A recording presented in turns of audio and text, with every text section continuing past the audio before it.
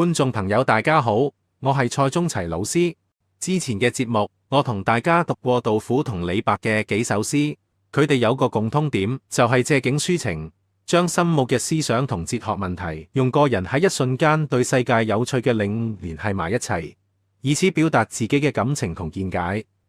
今集嘅主角王維，不僅係一位詩人，更係一位著名畫家，係山水畫中南中畫派嘅創立者。佢嘅作品經常被稱讚為詩中有畫。終南山呢首詩無疑係佢最好嘅山水詩入面具有繪畫品質嘅絕佳範例。首先，等我哋讀下呢首詩。終南山，王維。太岳近天都，連山接海宇。白雲回望合，青靄入漢廬。分野中風變，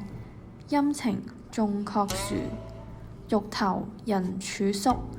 隔水問樵夫。同杜甫同李白唔同，王維並冇話俾我哋聽佢自己嘅感情、身體狀況，或者係想象中超越嘅壯舉。相反，佢帶領我哋經歷咗一系列強烈嘅視覺衝擊。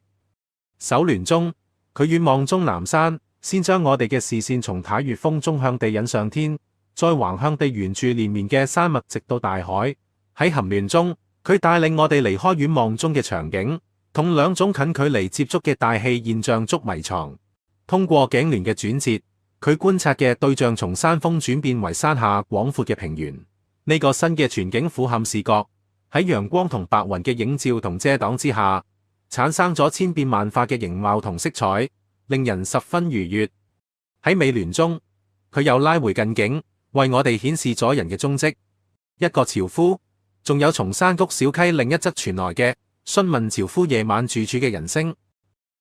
詩中微妙嘅色彩變化令人愉悅，白雲對青靄係太陽嘅光影明暗對比效果。詩人不斷變換描寫嘅視覺，全景同近景交替，移步換景，水平同垂直，從下往上或者從上至下。除此之外，詩歌隨住一日遊覽嘅各個階段來描繪風景同形象。次於首聯遠望，繼之以頷聯嘅登山經歷，並喺頸聯到達山頂，以尾聯黃昏時分落山至山谷收束全詩。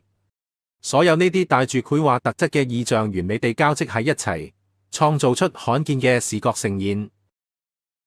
本詩都係王維山水詩入面一種好重要嘅品質嘅完美示例，佛教世界觀嘅藝術體現。我哋首先睇下呢首詩嘅結構特點。將同句子移去句子中間，好似成為咗唐代五言律詩嘅一種風尚。為咗喺句中間加入更加深刻嘅原因從句，好多詩人都不惜使用刪字壓縮法。例如杜甫嗰句明聯明起文章注，觀英老病休就用咗3個字做原因從句，為咗將起因為文章同埋應因為老病壓縮加入句中。唔同於杜甫壓縮虛詞嗰種手法，王維終南山嘅頷聯別出心裁。用雙音動詞做從句，王維用雙音動詞替代咗常用嘅謂賓片語，唔單止取得咗好好嘅陌生化效果，仲絕妙地傳達咗詩人禪觀山水嘅體悟。回望同埋入漢都係未凝固嘅，可以拆開嘅雙音動詞，所以頷聯可以有兩種讀法，一種係作2+2+一讀。白雲回望合，詩人回望白雲，白雲頓時聚合，青靄入漢廬，因為詩人步入青靄，青靄消失無跡。另一種係作2+1+2讀，白雲回望合，詩人回首白雲，以觀其聚合之變；青靄入漢廬，詩人步入青靄，以觀無有之景。呢兩種讀法，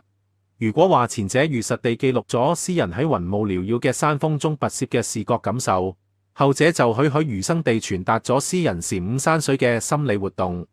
呢一聯有呢兩種讀法，完全可以睇做詩人有意為之。將頷聯同埋頸聯連讀，我哋會發現兩個好唔尋常嘅現象。第一，頸聯都係用句尾做動詞嘅句式，而五言律詩中頷聯同埋頸聯用咁相似嘅句式嘅情況係唔多見嘅。當我哋將兩聯句尾嘅4個動詞聯繫喺一齊睇，就有咗一個更重要嘅發現，每一字正係中國佛教典籍中經常用嚟闡釋佛家世界觀嘅術語。合、無、變、殊。合係和合嘅一部分，和合係世間萬象一切因緣嘅總體，指所有客觀或者主觀現象存在嘅根本原因同埋條件嘅複合，即係因緣。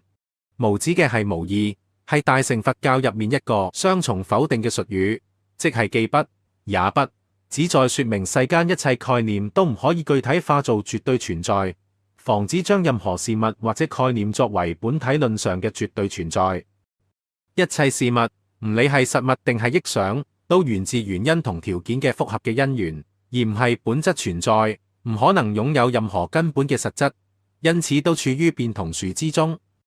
所以，按照佛教嘅真理就係、既非實有，亦非空無。王維喺詩入面巧妙咁陷入呢四個佛家術語，顯示出佢作為詩人高超嘅想象力。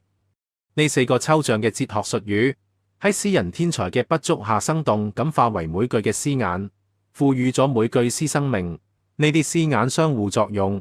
產生咗變幻無窮嘅體現佛教世界觀嘅環境。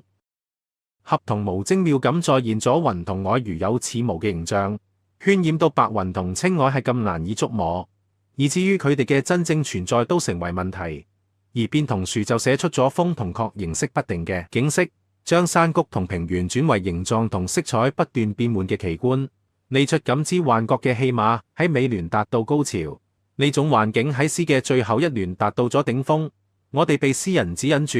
如入其境，仿佛都覺得林中某處有可供投宿嘅所在，但係我哋又乜嘢都睇唔到，只好隔住水霧大聲詢問嗰個遠處似有似無嘅樵夫。可能空蕩蕩嘅山谷入面傳嚟嘅自己嘅回音，將會係我哋得到嘅唯一答覆。喺呢種環境達到頂峰之際，善於感知嘅讀者可能可以體驗到佛家所謂嘅頓悟，至少都能多少體會到大乘佛教所謂宇宙一切物我皆無自性，即空即色亦幻亦真嘅道理，即係深刻理解到佛教對實有與空無、對宇宙同自我之虛幻本質嘅見解。講到呢度，我哋已經感受到王維將藝術同宗教、感官同超感官嘅體驗完美咁融合，所以佢被稱為詩佛，的確係非常恰當嘅。希望大家鍾意今期關於王維及其作品嘅分享，下期見。